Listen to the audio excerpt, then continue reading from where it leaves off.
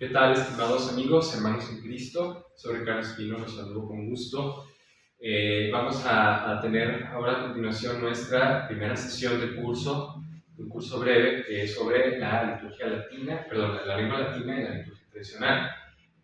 Como les propuse a los que me siguen en el chat de WhatsApp, este curso virtual, esta sesión virtual, la vamos a hacer en atención a quienes no nos pueden acompañar el día de mañana sábado, que vamos a dar inicio al curso como tal, con las personas que sí puedan asistir presencialmente. Y bueno, pues sin más preámbulos, ya nos conocemos, ya hemos coincidido hace ya bastante tiempo, porque pues, se nos ha ido un año ya desde que tuvimos pues encuentros y pues el apostolado también de la liturgia, de la tradición en el Cerro de los Remedios, y ahora ya pues en cada quien en su trinchera, ¿verdad? Vamos a estar dando continuidad a este propósito, a esta intención de estudiar, de conocer más sobre la lengua latina y su uso en la liturgia tradicional, que viene siendo el interés de todos nosotros, ¿no? Bueno, vamos a empezar. Aquí tengo una lista, como si fuera un decálogo, de los elementos de la lengua latina, elementos generales. Primero decirles, luego a los que se inscriban al curso, bueno, que tengan interés realmente de tomarlo y de pues, dar la recuperación que se pide, pues les hago llegar estos materiales para que los puedan tener en PDF de manera clara, más gráfica y los puedan repasar. Es una lengua latín sintética, ¿sí? De síntesis, es ahorrativa, dice mucho con pocas palabras y también tiene un gran rigor lógico. ¿Qué quiere decir esto? Que se requiere pues, un análisis, es una lengua que invita a la reflexión, al análisis, ¿no? Para traducirla no es tan directa, tan fácil hacia golpe de vista, a veces hay que, ya con mucha práctica, con mucho conocimiento, pues sí, se logra a veces una habilidad, pero requiere concentración. Es una lengua que requiere mucha concentración, por lo mismo que un rigor lógico, ¿no? Reflexivo, intelectual. Bueno, aquí les pongo una frase, una máxima latina muy conocida, seguramente alguna vez hemos escuchado, está en un libro, que se titula Carpe Diem. Lo vuelvo a repetir, Carpe Diem. Está tomada del poeta Horacio. En una de sus odas o de sus poemas escribe esta frase que tiene que ver con el tiempo, con el tema del tiempo, el aprovechamiento del tiempo, de lo efímero que es el tiempo. Y bueno, la frase dice carpe diem porque en latín el verbo carpio, carpere, quiere decir tomar, sacar fruto, como cosechar. Pero es más que eso, es como extraer, ¿no? De un fruto de la tierra. Carpe, entonces extraer. Y diem, la palabra diem lo veremos como modelo, de una palabra modelo para declinar. Más adelante vamos a explicar qué es eso. La palabra diem quiere decir día. Entonces quiere decir carpe, extrae, saca su fruto, su provecho, todo su jugo al día. Son dos palabras, si se fijan, luego en su PDF, insisto, quienes vayan a tomar el curso lo van a recibir y lo van a poder observar. Dos palabritas que para traducirlo al español, ¿verdad?, utilizamos más. Aquí les vemos sacar su fruto al día, o haz rendir el día, aprovecha al máximo el día. Usamos muchas más palabras, si se fijan, ¿no? Ahorita vamos a ver entre esos elementos lo que son los artículos, que en latín se omiten, no existen, no los manejamos. Entonces es por eso mismo, rematando, una lengua de síntesis, ¿no? De ahorro, decir más con mucho, con poco, con lo suficiente. Entonces eso es una lengua también de los sabios, ¿no? De los sabios, de los que pues saben, digamos, pensar bien lo que van a decir antes de hablar o tomar una decisión.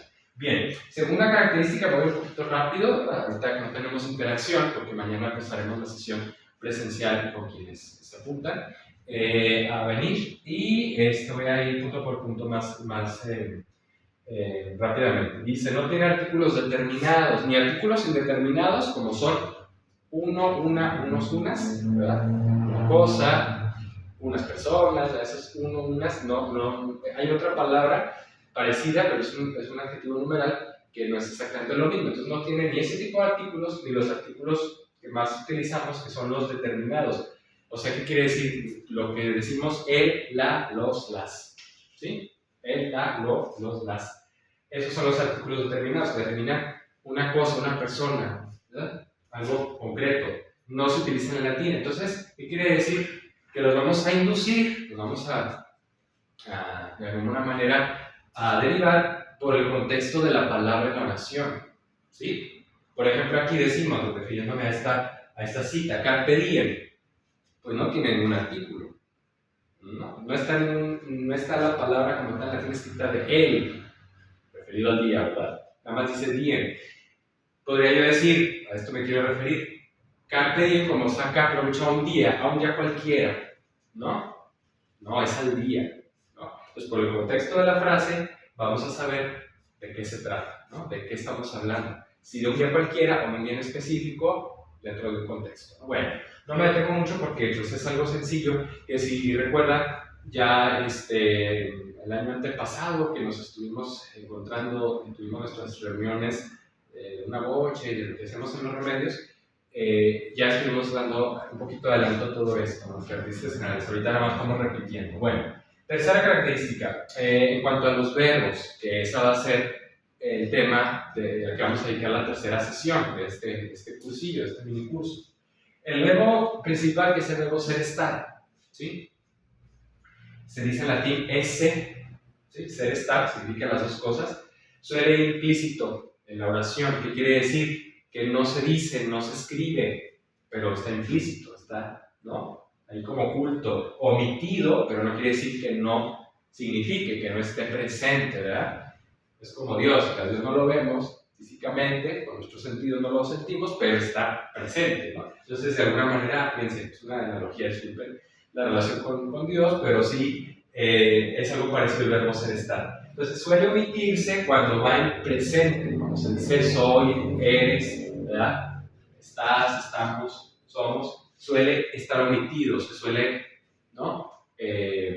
¿Cómo se dice? Sí, inducir nuevamente, ¿no?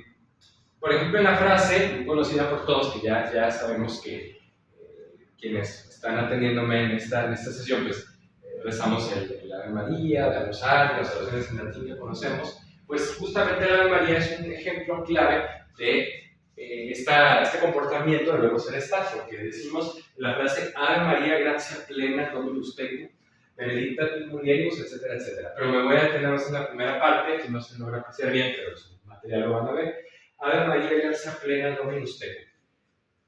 Si se fijan, incluso yo les invitaba a que en aquellas ocasiones que nos reunimos a que hicieran el conteo de las palabras que decimos, el total de palabras que decimos en el Ave María, y cuánto nos ahorramos hacerlo en latín, como no en español, ¿verdad? Que son muchas más por artículos, por otras cosas que se mencionan. En cambio, en latín sintetizamos. Entre otras cosas, porque el verbo ser, a lo que me estoy refiriendo, no está explícito, está oculto, pero no quiere decir que no signifique o que no tenga importancia, porque aquí lo estamos diciendo. Ave María, Dios te salve María, saluda a la Virgen, gracia plena. Gracia plena es, diríamos, ¿verdad? O sea, eres gracia, eres llena de gracia, estás llena de gracia.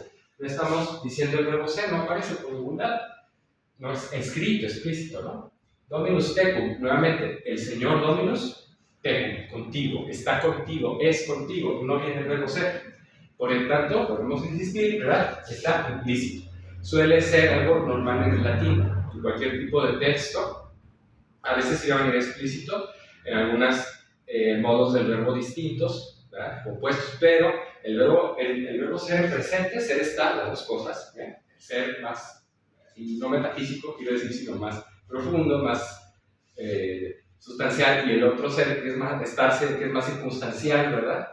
De tiempo, espacio, tanto uno como el otro, los dos suelen venir implícitos. Bueno, siguiente nota. Los nombres propios o comunes, ¿verdad? Que es el primer apartado al que me voy a referir a continuación, son los sustantivos, así les llamamos, ¿verdad? Sustantivos, pronombres, adjetivos, ¿verdad? Estos son nombres propios o comunes, ¿sí? Se declina, vamos a hablar, esa es una característica clave, una regla del latín, de las más importantes. Este tipo de palabras, sustantivos, pronombres, adjetivos, ¿verdad? De distinto tipo, calificativos, determinativos, entendiéndolos como nombres propios, de personas, ¿verdad? Juan, Jesús, Leslie, ¿no? Inés, etcétera, como comunes, ¿verdad? Como nombres de cualquier cosa o entidad, se declinan. O sea, que vamos a decir la declinación para entenderlo, ahorita lo voy a explicar en una gráfica, lo van a ver en su material, es una desinencia, una terminación que va a tener la palabra. Este tipo de palabras, ¿sí? Se van a declinar, van a cambiar su terminación. Dicho de otra manera, se le van a añadir unas letras al final, ¿sí? Según, como dice aquí, la función que tengan en la oración. Sabemos que gramaticalmente, si recordamos un poquito de español, la de gramática es esencial. Las palabras tienen distintas funciones en la oración. Entonces, requerimos ponerlas o con una preposición, ahorita les voy a mostrar en la gráfica, un complemento, le llaman un nexo, una preposición en general, ¿no?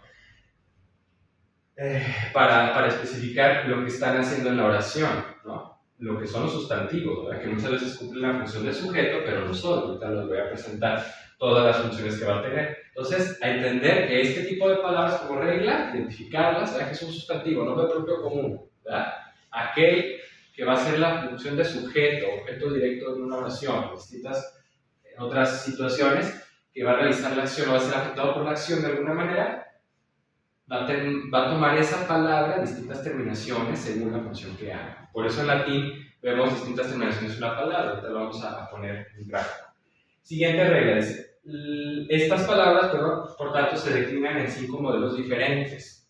¿Sí? O sea, estas declinaciones son en total 5 las que utiliza el latín. El griego, que es nuestra lengua abuela, me atrevo a decir, porque las lenguas modernas que hablamos, occidentales, francés, español, portugués, italiano, toda la mayoría, incluso inglés, también tiene bastante de latín, aunque también de sajón, de germánico, pero es una mezcla, ¿no? Pero nuestras lenguas son herederas del latín y el griego. El griego antecede incluso al latín, ¿no? Es la madre del latín, y la madre de nosotros es el español y de las demás lenguas es el latín. Entonces el griego viene siendo, lo digo nuevamente, nuestra abuela, lingüísticamente hablando, ¿no? Y culturalmente también. Entonces el griego tiene un poquito, además de también igualmente rigor lógico, ¿sí? Pero tiene, ¿a qué me refiero con esto? También tiene unas declinaciones, es que las lenguas antiguas eran así. De hecho, el alemán, aunque no esté directamente, un poco sí está, pero no está tan determinado por el latín como las lenguas romances, ¿verdad? A las que ya mencioné. El alemán tiene el rigor, digamos, morfológico, así se le dice, de que las palabras están estructuradas de esta manera también como el latín y el griego, por declinaciones. Se le añaden elementos, sufijos o prefijos a la palabra, ¿sí? Para hacer un distinto significado. Entonces, ¿cuáles son? Nos van a ver su material más detalle. Estas 5 declinaciones. Usamos una palabra del vocabulario latino cualquiera, de un diccionario, para tomarla de modelo. En algunas gramáticas, como la que les voy a dar a modo de subsidio, a las que les interese profundizar, van a encontrar distintas palabras. Para la primera declinación, que es principalmente, lo vemos en una tabla, palabras en femenino, hay algunas masculinas, pero no todas, ¿sí? Ahorita se me olvidó agregar una. Vamos a tener, por ejemplo, rosa, ¿no? Rosa, rose, palabra modelo para la primera declinación. Se ve un conjunto de palabras, un cierto número de palabras en latín, la mayoría de palabras de género femenino, que van a declinarse, van a tomar terminaciones de este primer modelo. Segunda declinación, el modelo con la palabra dominus domini, señor, ¿verdad? Tercera, rex regis, rey. Hay otras más que nos vamos a hacer en la tabla, ahorita nada más las anuncio rápido. Cuarta, fructus fructus, ¿sí? Y quinta, 10 bien. Bueno, tenemos 5, no está tan fácil, ¿verdad? Por armar un rompecabezas, o desarmarlo, porque es encontrar, ver la palabra en un texto, como les voy a invitar a que lo hagamos, por eso estamos mandando a quienes, participan varios de ustedes en el chat de WhatsApp de liturgia y lengua latina, perdón, que ahí les pongo los textos del Evangelio en el original latino, la traducción latina y española. Ahí pueden ponerse a ejercitar, ¿verdad? Que es para meditar el Evangelio más que nada, pero también nos puede servir de referencia para ir leyendo y entendiendo cómo se componen las oraciones, cómo están estructuradas las palabras y las terminaciones que van teniendo, poco a poco. O sea, vamos poco a poco, vamos empezando. Bueno, siguiente punto, dice, los verbos se rigen por 4 modelos de conjugación. Ya hablamos de las palabras que son sustantivos, pronombres y adjetivos, ¿no? Un grupo, un sector. Ahora vamos a otras palabras muy importantes como son los verbos, ¿verdad? Los sustantivos del verbo son claves. Son, digamos, el 70% de una oración, de un lenguaje, de un idioma, ¿no? Ya los demás son complementos, que preposiciones, conjunciones, otros elementos por ahí, pero lo principal son los sustantivos que se declinan y los verbos que se conjugan. Esto lo sabemos por el español, hay que hacer un repaso. Entonces, si la declinación de sustantivos, adjetivos y demás complementos tiene 5 modelos, el verbo tiene 4. ¿Sí? A ver, ahí les va. Recordamos que en español clásico, la pregunta de gramática en la primaria nos dicen, a ver, ¿cuáles son las conjugaciones o los verbos cómo terminan en español? ¿No? Ar, ir. Lo mismo, viene del latín eso, porque son terminaciones en are, en ere, dos, que hay 2 modelos para ere, uno es más complejo, y ire. Are, ere, ire. Ar, ir en español, ¿sí? Lo vuelvo a decir. Entonces tenemos así, primera conjugación, verbos que terminan en are, tienen las últimas letras de la terminación en are, como amare. Segunda conjugación, verbos que terminan en ere, pero uno es nada más porque hay otros más complejos, más variables, tienen una variable, eso va por la tercera. Entonces, avere la segunda, regere, tercera, audire, cuarta. ¿Sí? Nada más para que se vayan dando una idea. 4 conjugaciones distintas, are, una para are, 2 para ere, ¿sí? Y una para ire. Ar, ire en español, ¿no?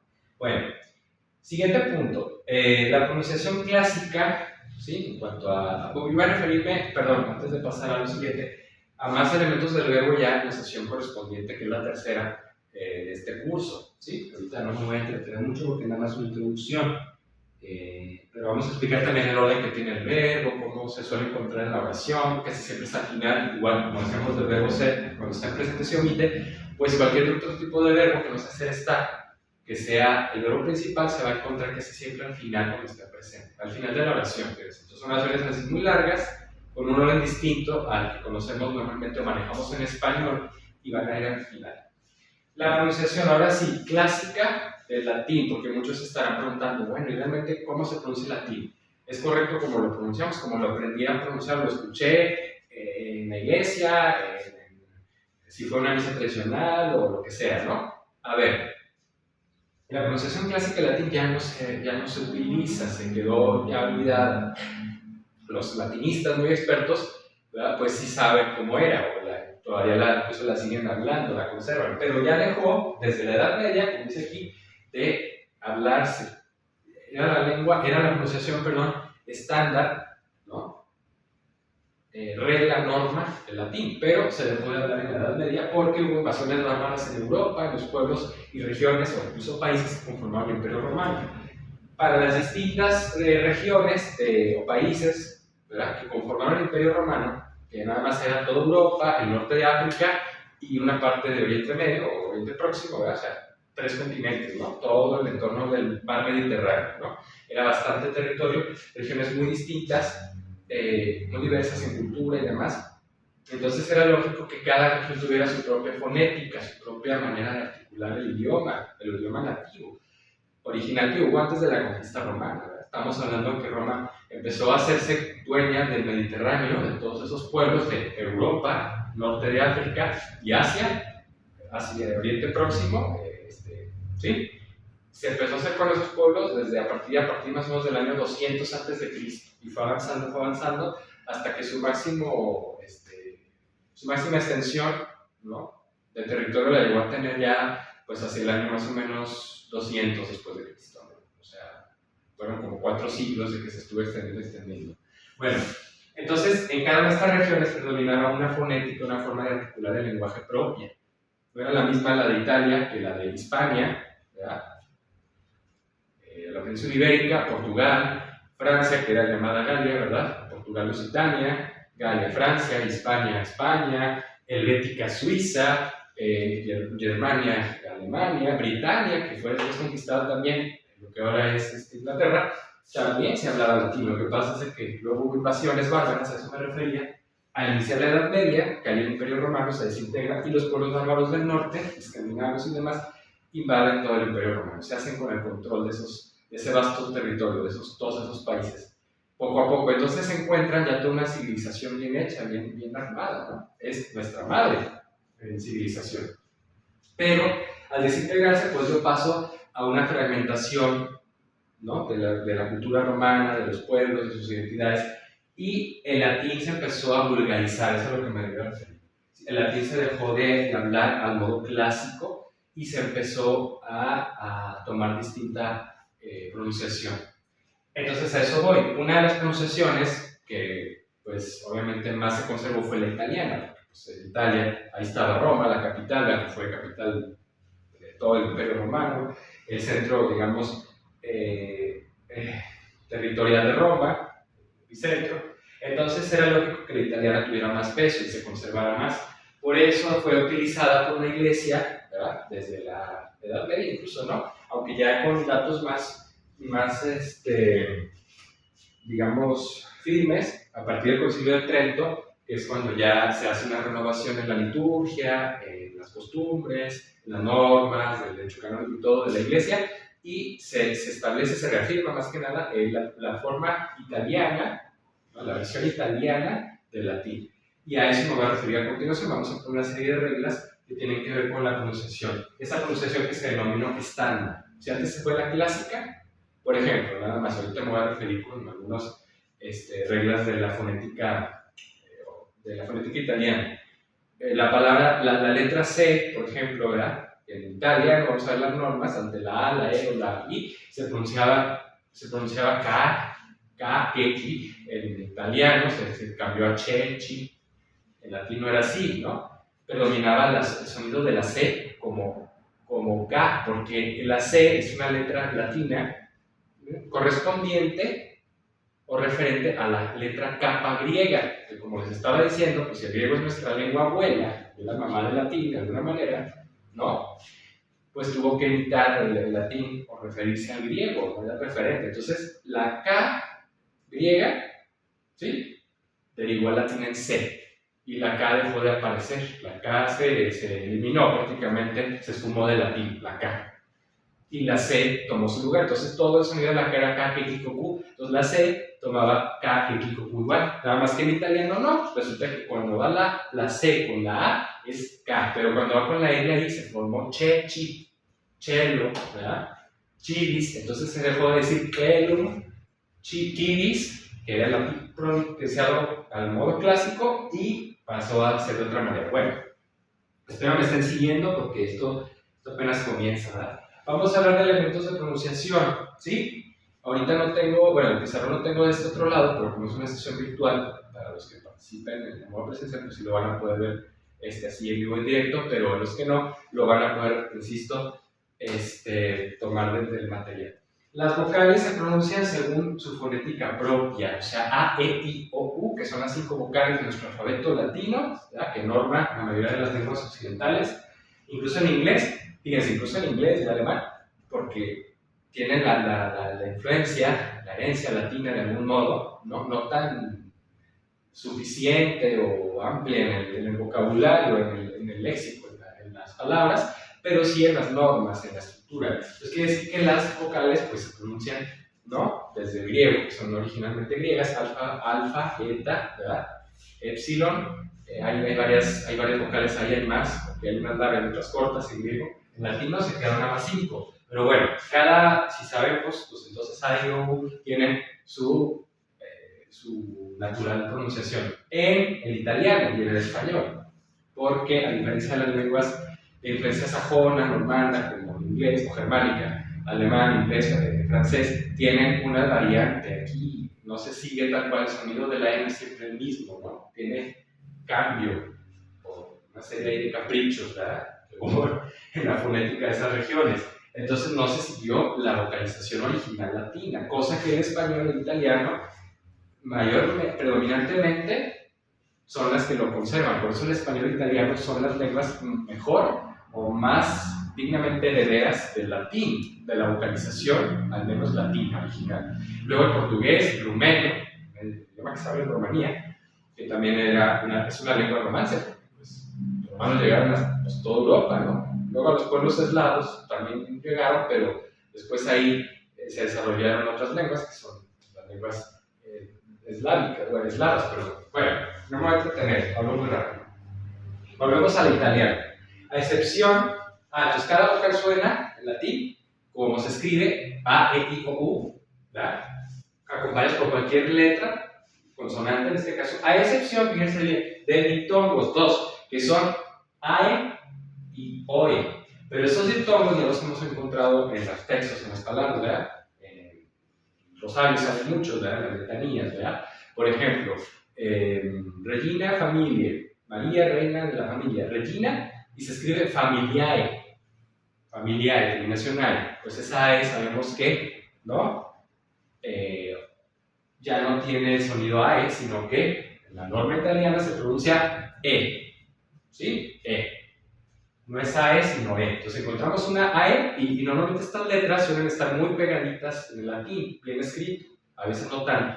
Hay textos o ediciones donde no vienen más separadas, pero bueno, separadas o juntas, AE, diptongo AE, A más E, pegadas, se pronuncia E, igual OE.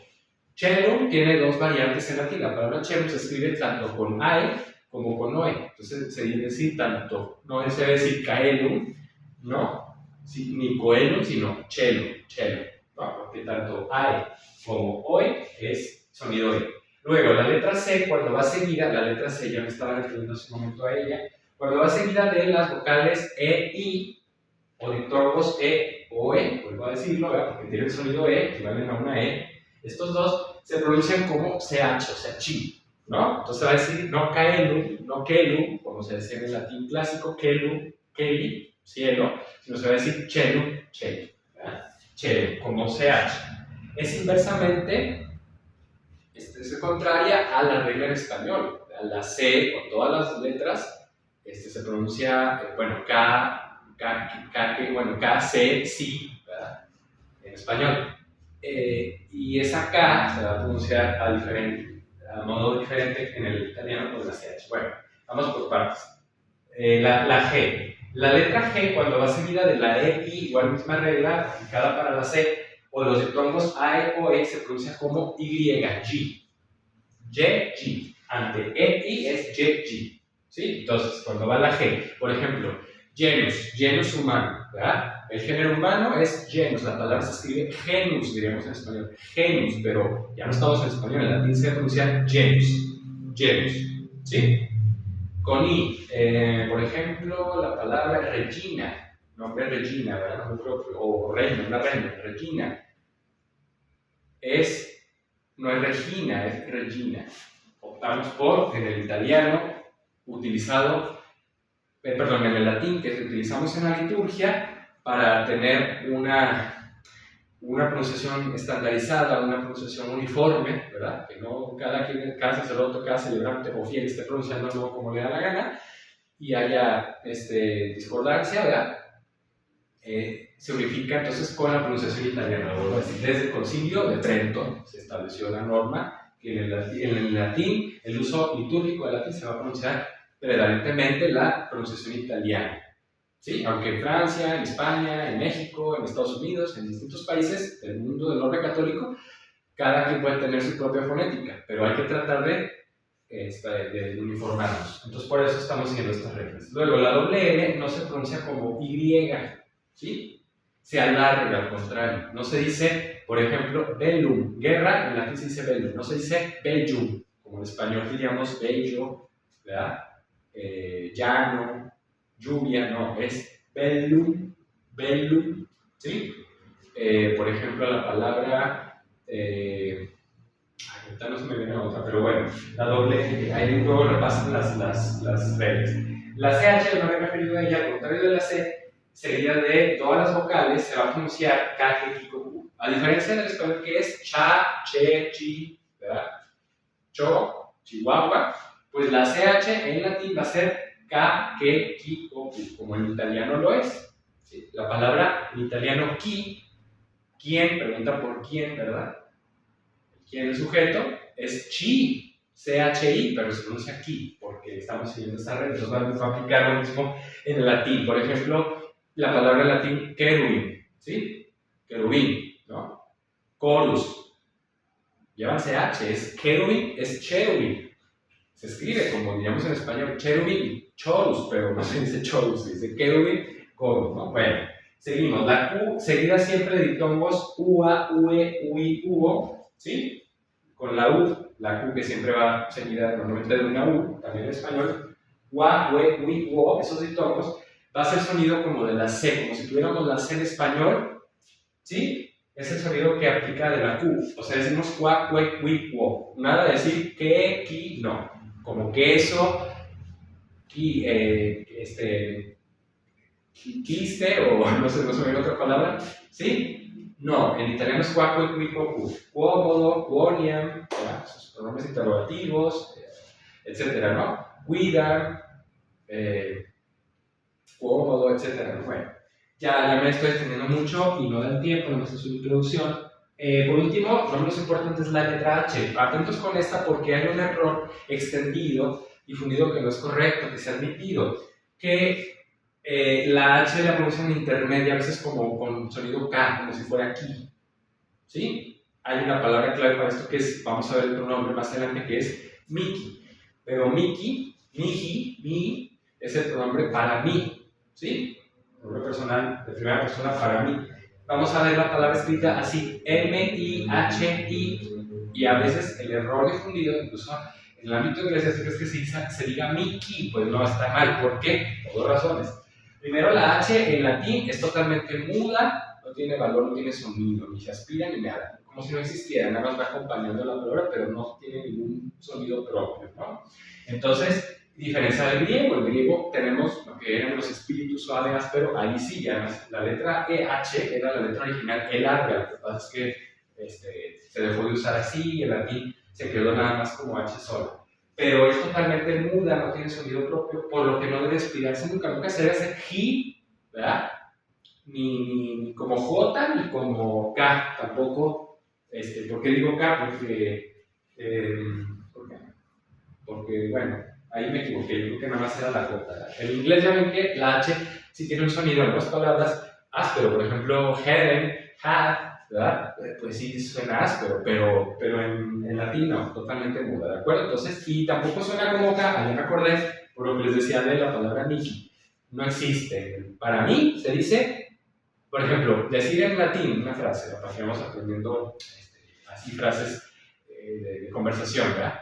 Mi nombre es, yo digo en español, en latín se dice Miki nomen es, pero se escribe M-I-H-I, Miji, ni siquiera se dice Miji, ¿sí? No es Miji con J, es Miki nomen es, mi nombre es, ¿verdad? Mi nombre es Ricaredos, mi nombre es Ricardo, bueno, entonces evitar cometer ese error, insisto, extendido a veces incluso en el ámbito eclesiástico, que por ahí aparece en el texto litúrgico, en alguna frase, ni, y dice Miki. No se dice Mickey. Bueno, ¿de acuerdo? De Mickey Mouse. Bueno, ya vamos a dejarlo hasta aquí, es una más una introducción. Ahora les presento nada más, para que olvídense el apetito, lo que son las oraciones preparatorias de la misa y el acto penitencial. Entraremos aquí, disculpen que ir un poco rápido, ¿verdad? Porque pues el tiempo no da, y es nada más un aperitivo, una introducción. Las oraciones preparatorias del misal y acto penitencial, en el de tus sordos, perdón, aquí tengo el misal, para que no me dejen mentir, para no piensen que, ¿sí? El misal tradicional 1962, va a ser nuestro material subsidio de estudio, ¿no? Para quienes lo puedan conseguir, yo hace ya varios años lo conseguí, lo compré, lo empecé a leer y estudiar, ¿sí? A mí nadie me enseñó porque yo asistí a algunas misas tradicionales cuando trabajé en un periodo en Guadalajara, hace algunos años después de dejar la congregación de los legionarios, de retirarme de la vida religiosa, estuve trabajando, bueno, 2 veces trabajé en Guadalajara y me invitaban a misas tradicionales, unos amigos míos, participé en algunas, pero no dejé un tiempo, digamos, de regreso luego a Durango en la pandemia y dejé como me ocupé en otros asuntos de trabajo y ya no ya no me dediqué a proseguir en el estudio de la liturgia tradicional, aunque tuve la fortuna, como ya les había comentado, de prepararme, certificarme incluso en latín, por todos los niveles, por la Congregación de los Legionarios, ante la Universidad de Salamanca. ¿Sí? Obtuve mi grado de bachiller en lenguas clásicas y humanidades, y pues tengo experiencia, digamos, en el dominio del latín y también en el manejo del latín litúrgico, porque en la Congregación de los Legionarios se manejaba el latín. Teníamos misa todos los lunes y viernes cada semana, ¿sí? 2 días a la semana, en latín. Claro, bajo el rito Novus Ordo, como sabemos, el que el padre Sergio tuvo a bien celebrarnos hace un par de años, si recuerdan. Bueno, ya se acuerdan, ¿verdad? Ya, nada más les quería recordar. Bueno, entonces, oraciones preparatorias de la misa y acto penitencial, insisto, según el misal tradicional. Estamos hablando de la liturgia tradicional. Recientemente, bueno, pues había hecho una más de Guadalajara, que estuve trabajando allá y asistí a algunas misas tradicionales en la parroquia del Pilar, en el centro de Guadalajara, donde están los padres de San Pedro, la fraternidad de San Pedro. Después regreso el año pasado y me tocó coincidir con el padre Javier Ruiz, que también tuvo a bien invitarnos. Están todos invitados, de hecho, a participar. Allá nos reciben muy bien, es un padre muy amable, muy hospitalario y muy atento. Entonces nos permitió participar en 2 misas nuevamente y pues ahí pude repasar ya con mis alumnos todo lo que es la misa, y luego nos dio un par de sesiones por ahí de explicación del aspecto sacrificial de la misa en el rito antiguo, en el rito tradicional. O sea que me he estado más o menos empapando, ¿no? Mi padre Sergio, pues que ya tuvo la oportunidad también de ir conociendo más de la misa, pues estamos digamos, en esta sintonía. Bueno, me están dando comerciales, ¿verdad? No. Oraciones preparatorias, ahora sí. Nada más les muestro lo que es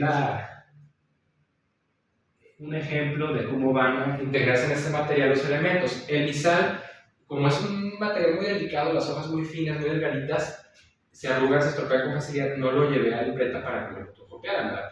No se debe hacer en general. Para darles un subsidio impreso, además de que pues, quienes no van a poder asistir presencialmente, que ojalá se pudieran, pues es más difícil, ¿no? Entonces, preferí escanearlo y ponerlo en estas pantallas, en estas diapositivas. Aquí tenemos una introducción de la primera oración. La primera parte de lo que se conforma en el misal como ordinario de la misa, ¿sí? Aquí se le llama oraciones al pie del altar. Se hacen una de las oraciones previas del sacerdote, estas las hace el sacerdote, pero los fieles las podemos conocer y rezar también como preparación previa en silencio y recogimiento a la celebración de la Eucaristía. Y aquí me voy a detener porque esto ya lo vamos a dejar para la sesión presencial, ¿no? Se los mando, insisto, a quienes estén interesados en tomar bien todo el curso, sea ahorita, a modo virtual o presencial, como gusten, lo vamos a tener disponible. Nada más les voy a pedir el favor de su cooperación para poder sostener también esta labor de este curso, ¿sí? El curso tiene un costo de 450 pesos por las 3 sesiones, con los materiales incluidos. Pues ya me detengo aquí, les agradezco mucho el favor de su atención, esperemos vernos pronto, Dios los bendiga, nos vemos.